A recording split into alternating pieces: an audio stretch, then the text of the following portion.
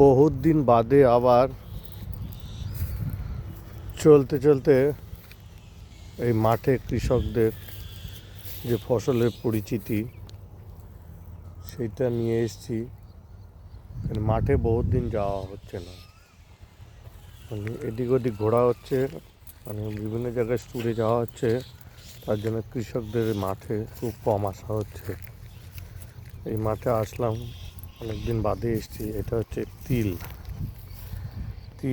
গাছগুলো দেখে গেছিলাম, তখন ভিডিওটা করা হয়নি। ছোট ছোট 2-3 পাতা ছিল, এখন মোটামুটি 4 ফিট 4.5 ফিট হাইট হয়ে গেছে গাছগুলো। এই যে তিলও অনেকটা পুষ্ট হয়ে গেছে, হাওয়ায় দুলছে মাথা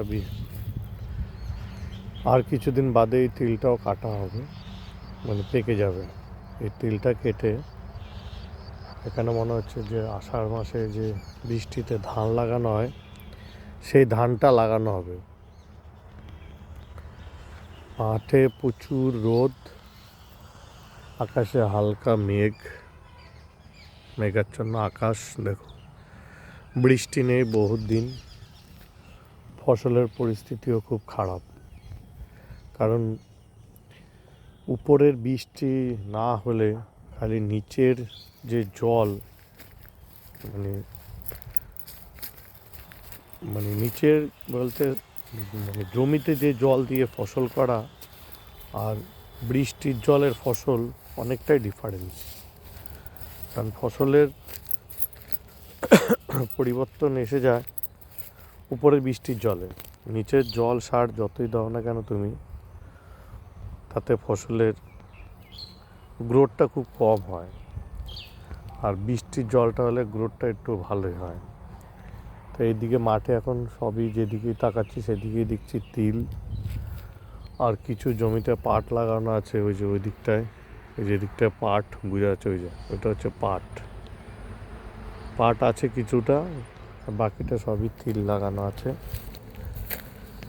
তিল এখন একটু কাঁচাই আছে, আর কিছুদিন বাদে পেকে যাবে। এটাকে কেটে এই জমিতে ধান লাগানো হবে। যাই হোক, মাঠে প্রচুর, আমি যে টাইমটায় এসছি এই টাইমটা অ্যাকচুয়ালি মাঠে কৃষক বন্ধুরা থাকে না। প্রচুর রোদ গরম বলে সকালের দিকটা আসে, চলে যায়, আবার হয়তো বিকালের দিকে আসবে।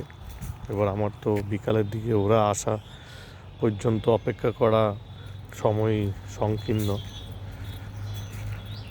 তো এই মাঠ থেকে এখন বেরিয়ে গিয়ে নেক্সট অন্য কোনো মাঠে বা কোনো জায়গাতে চলে যাব। কারণ এখান তো রোদ লাগছে প্রচুর, আমারও বেশিক্ষণ থাকা যাচ্ছে না বা যাবে না। নেক্সট অন্য কোনো ভিডিওতে চলে যাব। আজকের মতন এখানেই শেষ করব। কৃষক বন্ধুদের সাথে দেখা হলে যে ফসলের সম্বন্ধে সব কিছু একটু পরিচিতিও করা যেত, সেটা তো হয়নি, কারোর সাথে দেখা হয়নি বলে। এই তিলের মধ্যে আবার এই যে মাঝখানে 3-4টে অন্য গাছ উঠে গেছে, গাছ 3-4টে প্রচুর পরিমাণে গ্রোথও হয়েছে।